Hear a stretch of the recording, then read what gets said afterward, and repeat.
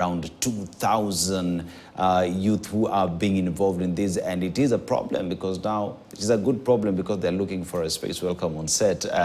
Dorcas, as we have this discussion now, the youth, as we speak right now, are predominantly into tech, and it is said that is what will change this world. Zone 1, as you say, you're going through a good problem, which is space. How are the youth or those who are engaging in this tech in Kisumu taking this? They're actually taking it very well, and I think one of the reasons why they're taking it very well is because we are not used to seeing opportunities that provide digital skills or other skills immediately and giving you jobs. And in Zone 1, we are trying to bridge the gap of unemployment that exists in Kenya. We have a youth bulge in Africa. So many youths are finishing schools, they don't have jobs. Some don't even have the required skills that are needed. So with Zone 1, we are training the youth.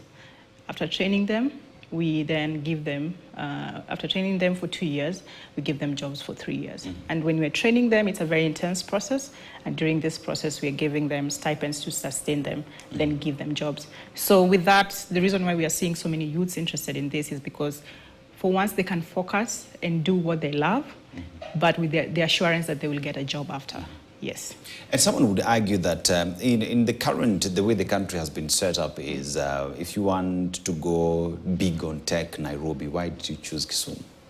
For that very reason, because we have to also recognize that we have to spread these opportunities. We have to make them available we have to decentralize access to technology opportunities.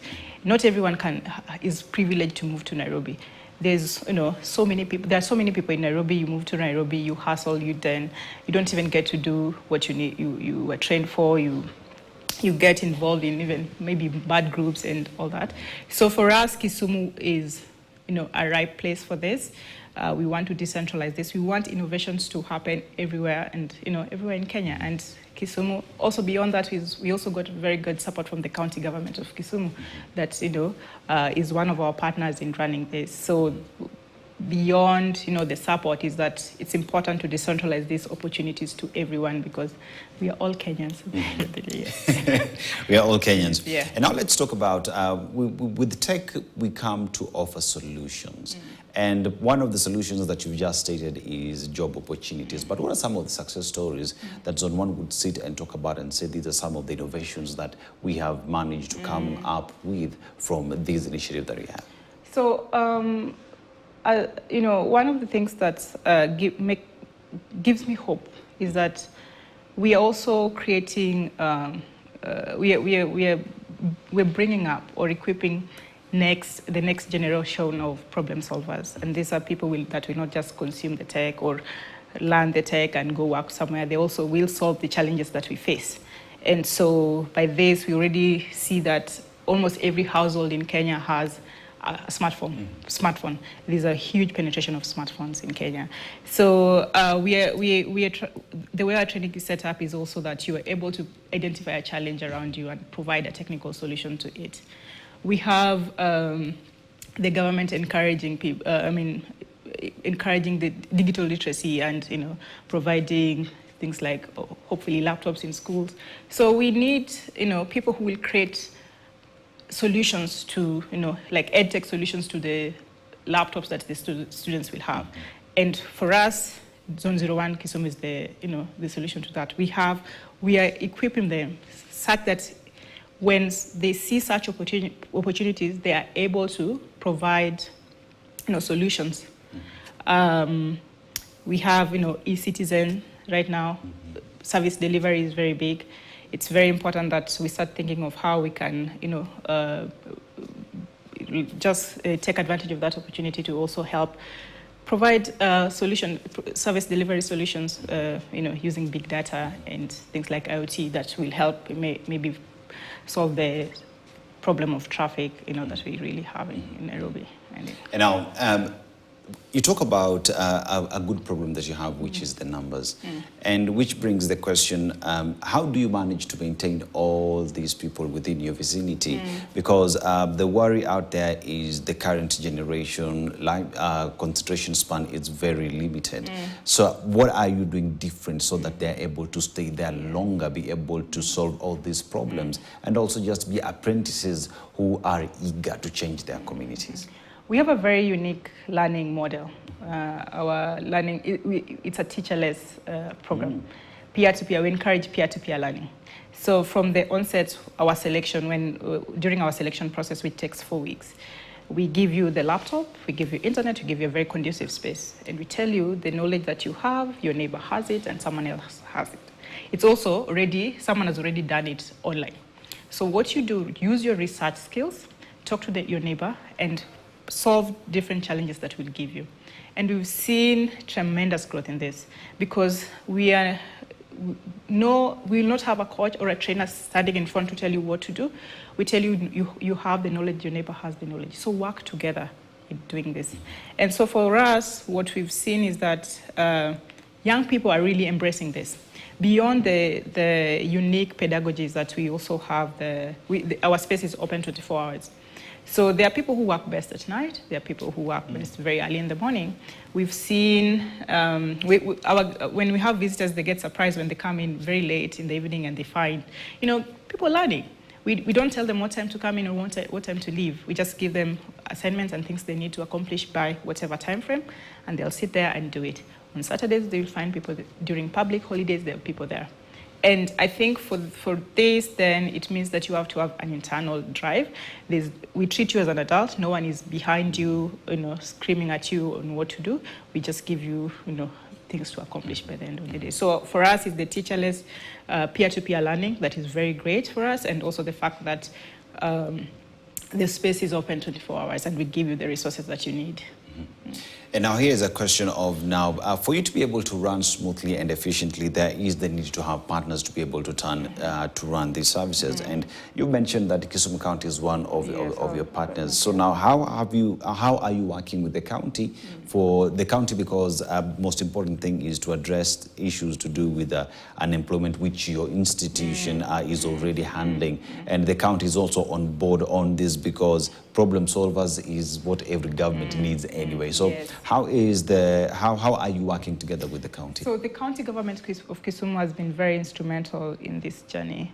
We were earlier talking, I was telling you, we have so many people waiting. We've already recruited 100 candidates that are in our campus. We have so many people in our waiting list waiting to join. So the way the county government is coming in is that they're giving us more space. There is a space that they're renovating. It's their budget. They're giving us, they're setting it up with laptops, 100 laptops, computers. They have servers they've set up. It's rent-free. They've paid the rent because it's owned by the county government, electricity, internet, everything. So that we are able to run another cohort of 100 candidates for 5 years. So if you look at it, the county government has really helped in giving us resources and infrastructure so that for us we can focus on what we do best, and that is to equip the learners with the skills they need and also help them get the jobs that they deserve. So how do you settle on who deserves to be in the campus, who gets to be in the 100 cohort, who get to proceed? Because when you have 2,000, how do you narrow down to like 100? So actually, the game, we have our one of the things that I forgot to mention is that what also makes the process very unique is that the selection process is gamified. So you play a 1 hour, 30 minutes cognitive game. This doesn't, you don't have to have a tech background. All you need is a smartphone to play it. So in that process alone, we have 13,000 people that have played the game. 2,000 people have made it. And the way we sieve is we have a 4-week selection process. 4-week selection process is very intense. Like I said, you're given a laptop, you're given the resources, and you come in for 4 weeks. And there's an evaluation that we do every 5 days. In these 4 weeks, we get to see who's committed and who's not. And, the 4 weeks without so many rules, we'll also just sieve out who should be there and who should not be there. We see how you govern yourself, how the process of learning, how you learn with other people, how you collaborate with other people. So during this process is when we get to see who's a good fit and who's not. And to give you perspective, we do this in cohorts of 100. So we've had, the selection rate is about 20%, so out of 100 we'll get about 20 people to proceed to the next level. But then what we've seen is that even people who've not made it to this out of the selection process, they really do come back and ask if they can do it again. It's just that we tell them you have to wait 1 year so that we give the 2,000 people who are in the waiting list a chance to go through the selection process, yes. Now, technology is one of the easiest way but basically is the way this world will change. If you go to other developed democracies, technology is what runs their cities. Kenya is best known pretty much for our mobile money because we're the inventors of it. Now, in terms of the government tapping into such initiatives, making sure that technology is at the center core of if it's education, traffic, you've mentioned that, and also medicine, just how important or how is the government support needed to make sure that such initiatives become a success? Yes. So first of all, for us, I don't think we'd be able to get where we are without the backing of the government. Because first of all, the resources, it's very resource intensive. We've also seen that for us to get some of the partners we've gotten is because of the backing that we have from the government. They're like, okay, if the government is in it, then it's very, it's legitimate. But also creating policies, the government creates policies. We cannot work in silos and the government also work in silos. So for us to also just exist in this space, the policies we make together with the government, and it makes it easier for us to do whatever we are doing. Like I mentioned before, right now, we're moving to the tech space. I mean, tech is or rather coding is as important as learning to read and write. And the government is very heavy on digitization, digital training in schools, in hospitals, and, even the service delivery. So even for them, they realize that we at least for the government, the county government of Kisumu, that we need to create or rather have our own people who understand our problems, and we need to invest in them so that they are able to help drive this agenda, the digitalization agenda. When we create things like e-citizen, we have people who will build on top of e-citizens, and we'll have more solutions around it. If you have things like M-Pesa, we don't need to recreate another M-Pesa. We can build on top of M-Pesa and have other fintechs and have apps that help with micro lending, like how do we manage our loans, or how do the government collect tax using digital platforms and all that. So yeah. And you are, I'd want to assume that you are a techie yourself. Yes, I am. And you are a woman doing well in that space. Yes. How's the response from the female folk?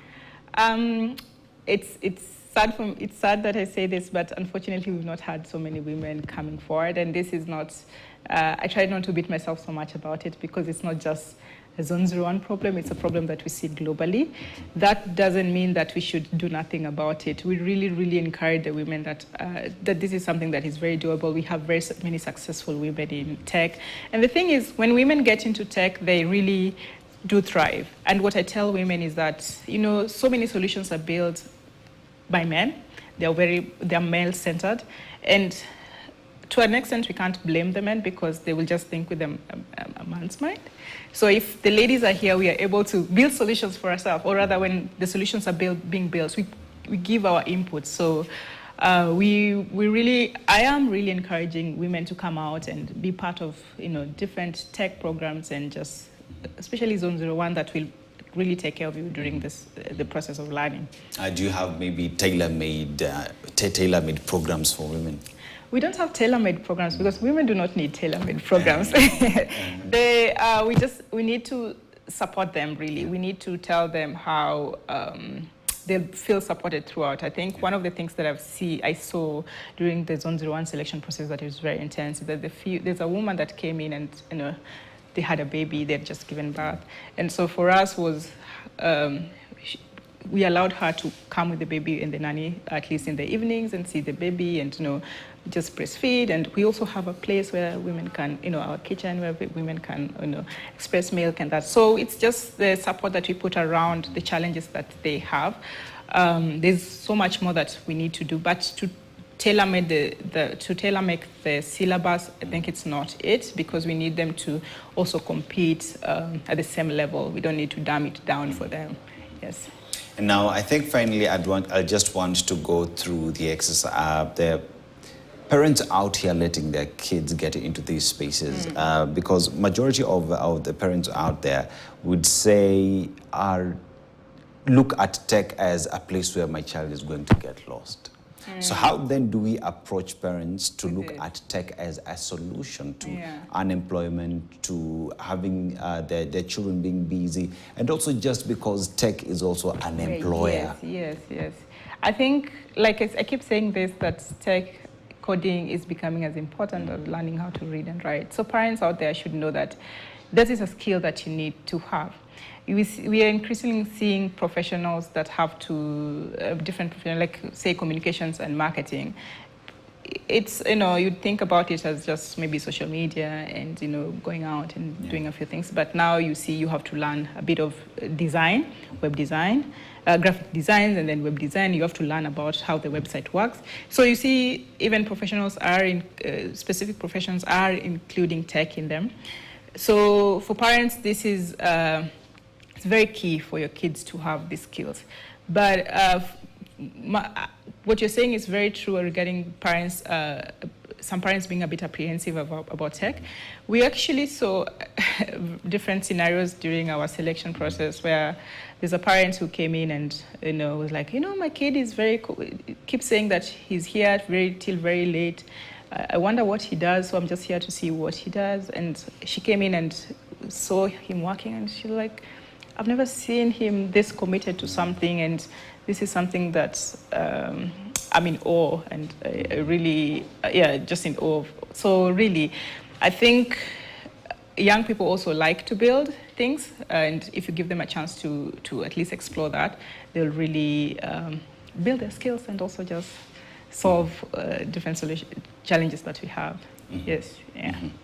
There's Dorcas Owino, MD, Zone 01, Kisumu, as we talk about the youth and tech. She says, parents out there, allow your child to go experience what tech has to offer. Remember, tech is a solutions provider, not only to unemployment that we continue to experience in the country, but to various sectors. Talk about healthcare, banking, talk about the traffic situation that continues to ravage this country, especially Nairobi, but that tech comes in to offer solutions. And also women out there, you're being encouraged to be part of the tech community. My name is Dennis Aseto. This conversation about tech definitely must continue, and to Zone 01, all the best in all that you do. But now, this is all the time that we had.